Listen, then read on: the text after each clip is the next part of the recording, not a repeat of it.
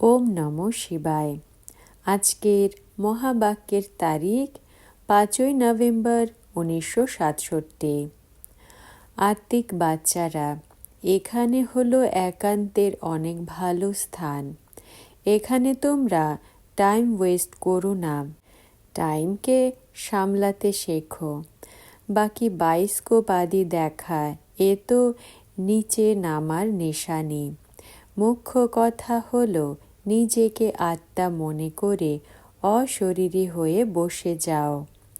Record, ধৈর্য ধরে মন। আত্মিক বাচ্চারা গীত শুনল। সুখের দিন আসবে, দুঃখের বাদল সরে যাবে কি করে তা বাবা বসে বাচ্চাদের বোঝান।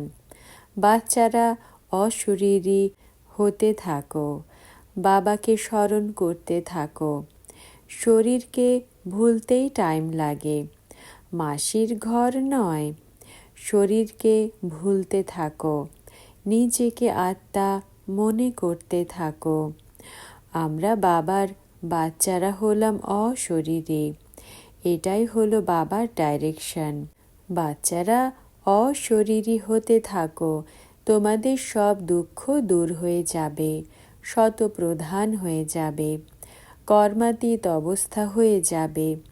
এ হলো পরিশ্রমের কথা। বাবা ব্রহ্মা বাবাকে উদ্দেশ্য করে বলেন যে বোঝায় সেও এমন অশরীরী হবার পুরুষার্থ করে, তাকেও বাণীর থেকে ঊর্ধ্বে ঘরে যেতে হবে, তো নিশ্চয়ই এই অভ্যাস করে।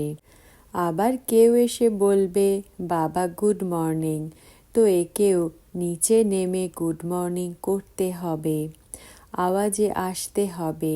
এ তো পুরুষার্থ করতে থাকে বাণীর থেকে ঊর্ধ্বে হওয়ার, কারণ এতেই পাপ কাটতে থাকবে।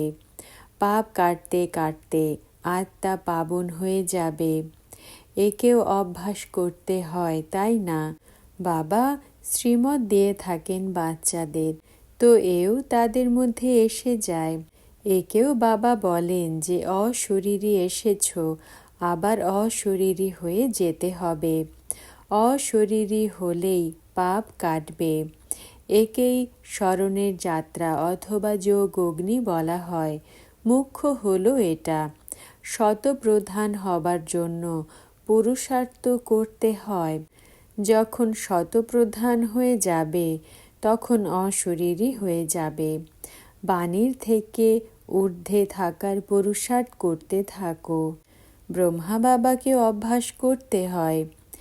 এ বুঝতে পারে যে আমি যেমন অশরীরী হয়ে বাবাকে স্মরণ করব, আমাকে দেখে বাচ্চারাও এমন করতে থাকবে। বাবা বোঝাতে থাকেন, তোমাদের কল্যাণ এই এক কথাতেই হতে হবে। সকালে 3টে বা 4টের সময় ওঠো, উঠে স্নান আদি করে এই খেয়াল রাখা উচিত আমরা অশরীরী হয়ে বসি আর আমরা আত্মারা নিজেদের বাবাকে স্মরণ করি। আমরা আত্মারা হলাম অশরীরী। বাবাকে স্মরণ করলে বিকর্ম বিনাশ হবে, কর্মাতীত অবস্থা হবে, তখন দুঃখের বাদল সরতে থাকবে। বাবা যা বলেন তা তো করতে থাকা উচিত। আমি হলাম আত্মা, শিব বাবার বাচ্চা। বাস্তবে আমি হলাম অশরীরী। এরপর এখানে পার্ট প্লে করার জন্য এই শরীর নিয়েছি, চক্র পুরো করেছি। এখন আমাকে ফেরত যেতে হবে। নিজেকে অশরীরী মনে করে আওয়াজ থেকে ঊর্ধ্বে যেতে হবে।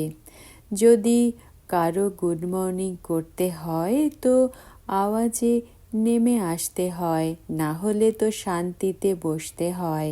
ব্রহ্মা বাবা নিজেকে আত্মা মনে করে বাবার স্মরণে বসে থাকেন। আমরাও অশরীরী হয়ে বাবার স্মরণে বসে যাই। এরপর ক্লাসে টাইমে আসতে হয়। এখানেও দেহ অভিমান ছেড়ে নিজেকে আত্মা মনে করে বসতে হবে। বাবা অনেক ভালোভাবে বোঝান। শুধুমাত্র বললে হবে না, যা বলবে সেটা আবার করতেও হবে। বাবা বলেন, বাচ্চারা আবার ভুলে যায়, তুফান তো অনেক আসবে। মনকে বাইরের তুফান থেকে বাঁচিয়ে নিজেকে আত্মা মনে করো। আত্মা মনে করলে বুদ্ধি ছুটে বেড়াবে না। স্মরণেই পরিশ্রম রয়েছে, পরিশ্রম করতে হবে, শুধুমাত্র বলার কথা নয়। কারোর সাথে হৃদয় লেগে গেলে, ফিমেলকে দেখে ক্রিমিনাল এসে গেলে, এ তো কোনো অশরীরী ভাব নয়। অশরীরী ভাবে কখনো কারো স্মরণ থাকবে না। দেহ অভিমানে আসলে চোখ ধোঁকা দিয়ে দেয়, তখন স্মরণ আসতে থাকবে। এই গন্তব্য হলো বড়ই উচ্চ। ব্রহ্মা বাবা বোঝায়ও, আবার অভ্যাসও করতে থাকে।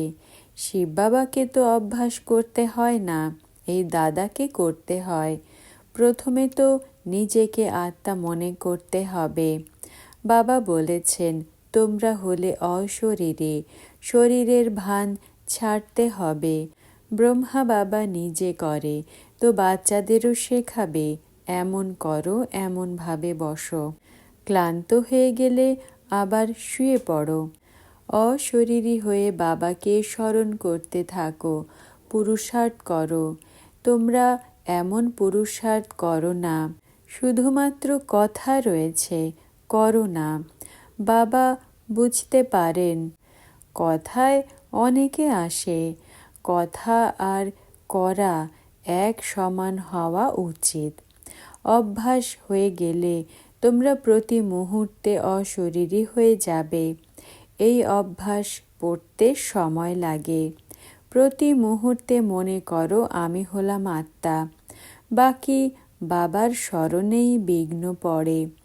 প্রতি মুহূর্তে স্মরণ ছুটে যায়।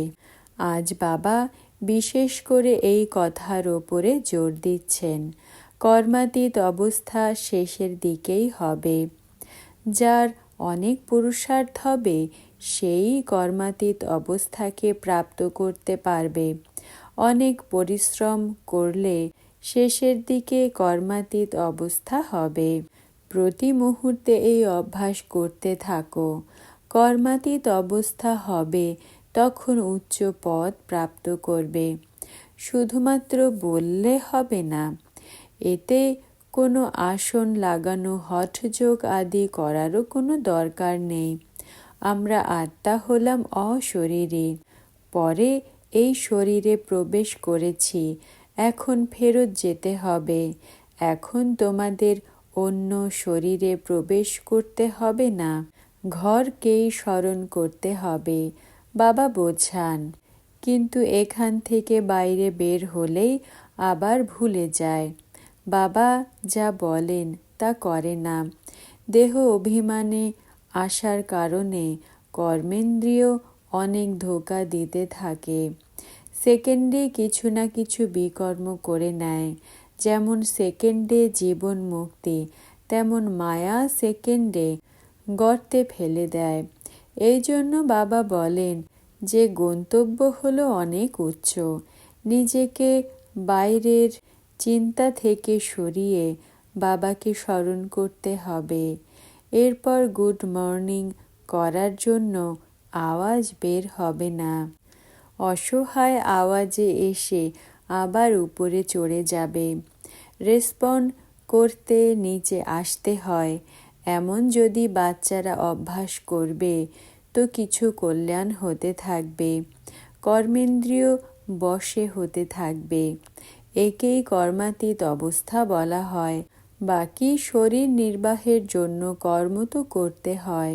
যদি বাচ্চাদের পয়সা অনেক থাকে, উপার্জন করার দরকার নেই, তাহলে আরোই সৌভাগ্যশালী, পদম ভাগ্যশালী বলা হবে। এক জন্মের জন্য ধন যথেষ্ট রয়েছে। এখন তো আমরা কর্মাতীত অবস্থাতে বসে যাই। এই অবস্থাতে বসে বসে শরীর ছেড়ে যাবে। এরপর অন্তমতি সেই গতি হয়ে যাবে। বাবাকে স্মরণ করতে করতে ঘরে চলে যাবে। এখন তো ঘরে যেতে হবে, তাই না? নতুন শরীর নেবে না। এমন এমন অভ্যাস করতে থাকলে তো অনেক লাভ হবে আর দুঃখ দূর হয়ে যাবে। বাবা এসেছেনই ধৈর্য দিতে, তোমাদের অশরীরী ভাব শেখাতে। নিজেকে আত্মা মনে করে বাবাকে স্মরণ করলে কর্মেন্দ্রিয়ের ওপরে বিজয় প্রাপ্ত করবে, আর কোনো উপায় নেই। আর যদি শুধুমাত্র কথা হবে, করবে না কিছুই, তাহলে এতটা পিওর হবে না, মালার দানাও হতে পারবে না। মহাবাক্যের শেষের অংশ পরবর্তী ভিডিওতে আপলোড করা হবে। ওম নমঃ শিবায়।